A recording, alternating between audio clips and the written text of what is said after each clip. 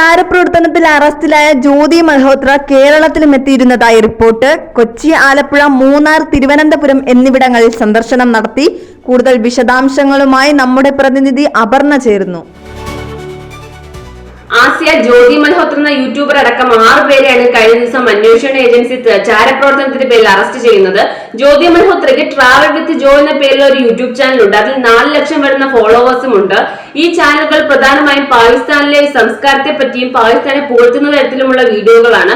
ഇപ്പോൾ അന്വേഷണ ഏജൻസിക്ക് കിട്ടുന്ന റിപ്പോർട്ടുകൾ അനുസരിച്ച് ഇന്ത്യയിലെ തന്ത്രപ്രധാനമായ പല സ്ഥലങ്ങളിലെ ദൃശ്യങ്ങൾ പാകിസ്ഥാനിലെ രഹസ്യ ഏജൻസിയായ ISL ഉദ്യോഗസ്ഥരുമായി കൈമാറിയിട്ടുണ്ടെന്നും അതിന്റെ പ്രതിഫലം കൈപ്പറ്റിയിട്ടുണ്ടെന്നും ഉള്ള റിപ്പോർട്ടുകൾ കിട്ടുന്നുണ്ട്. അതിന്റെ അടിസ്ഥാനത്തിലാണ് കഴിഞ്ഞ ദിവസം ജ്യോതി മൽഹോത്ര അറസ്റ്റ് ചെയ്യുന്നത്. ഇപ്പോൾ കിട്ടുന്ന വിവരം അനുസരിച്ച് ജ്യോതി മൽഹോത്ര കേരളത്തിലെ വിനോദസഞ്ചാര കേന്ദ്രങ്ങളിൽ എത്തിയിട്ടുണ്ടെന്നും ഇവിടുത്തെ ദൃശ്യങ്ങൾ പകർത്തിയിട്ടുണ്ടെന്നും അറിയാൻ കഴിയുന്നു. തിരുവനന്തപുരം, കൊച്ചി, ആലപ്പുഴ, മൂന്നാർ തുടങ്ങിയ പല സ്ഥലങ്ങളിലും ജ്യോതി മൽഹോത്ര യാത്ര ചെയ്തിട്ടുണ്ടെന്നും അതിന്റെ ദൃശ്യങ്ങൾ പകർത്തിയിട്ടുണ്ട്.